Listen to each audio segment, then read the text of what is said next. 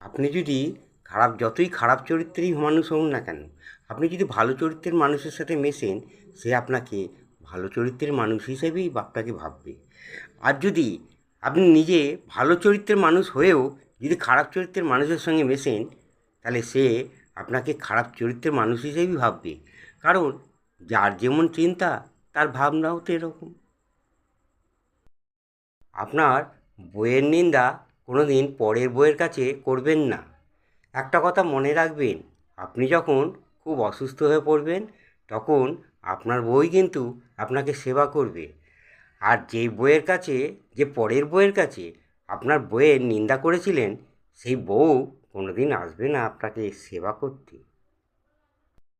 যদি কোনো মানুষ তার মনের মতো মানুষের সাথে যদি প্রেম হয়ে যায়, তখন সে দিনের পর দিন তার সেই মনের মতো মানুষকে নিয়ে সে দিন দিন স্বপ্ন দেখতে থাকে। তার সাথে এখানে যাব, তাকে নিয়ে ওখানে ঘুরতে যাব, কত কী স্বপ্ন দেখতে থাকে। আর এও স্বপ্ন দেখে তার মনের মতো মানুষের সাথে সে যেন হাজার হাজার বছর বেঁচে থাকে। এইভাবে দিন চলতে চলতে একদিন যখন তার সেই প্রেম হঠাৎ কোনো কারণে ভেঙে যায়, তখন সে প্রেমে ব্যর্থ হয়, তখন বহুত আঘাত লাগে, তখন সে দিন দিন সে তার মৃত্যু কামনা করতে থাকে। তুমি অনেক স্যাক্রিফাইস করে যাকে তুমি মন প্রাণ দিয়ে খুব ভালোবাসবে, একদিন দেখবে সে তোমার সাথে কথা বলতে বিরক্ত বোধ করবে। এই রকম অবহেলা পেতে পেতে একদিন দেখবে তোমার ভালোবাসা পাওয়ার আশা তুমি ছেড়েই দেবে। যারা খুন করে তাদের শাস্তি হয়, তাদের আজীবন কারাদণ্ড নয়তো ফাঁসি। কিন্তু যারা দিনের পর দিন বছরের পর বছর একজনকে ভালোবেসে হঠাৎ একদিন তাকে ছেড়ে দিয়ে অন্য একজনের সঙ্গে সংসার পেতে বসে, এই যে তারা একজনের সঙ্গে বেইমানি করে, একজনকে আঘাত করছে, এটা তো খুনেরই সমান। কিন্তু তাদের কি কোনো শাস্তি হয়? না আজীবন কারাদণ্ড, না ফাঁসি, কোনোটাই হয় না। তাদের গাড়ি বাড়ি প্রচুর ব্যাংক ব্যালেন্স, তাদের কোনো কিছু অভাবই নেই, তারা কিন্তু ভাগ্যবান নয়। ভাগ্যবান হচ্ছে সে যারা একটা সারা জীবনের জন্য একটা ভালো জীবন সঙ্গী আছে।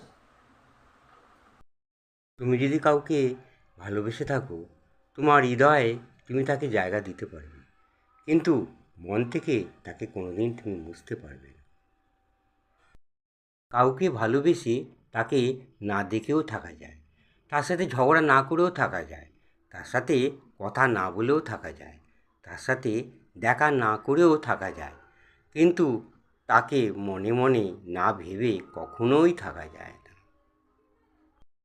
তোমার একজন খুব প্রিয় মানুষ ছিল, সে বহুদিন হলো তোমাকে ছেড়ে দিয়ে চলে গেছে, কিন্তু তুমি তাকে এখনও ভুলতে পারছো না। তাকে ভুলে থাকার জন্য তুমি একজনকে ব্যবহার করে যাচ্ছ, এটা কিন্তু ঠিক নয়। অনেক মানুষ আছে শুধুমাত্র নিজের সুখ ভোগের জন্য বহু মানুষকে ইউজ করে বেড়ায়। এইভাবে বহুদিন চলতে চলতে একদিন সে নিজেই ইউজলেস হয়ে যায়।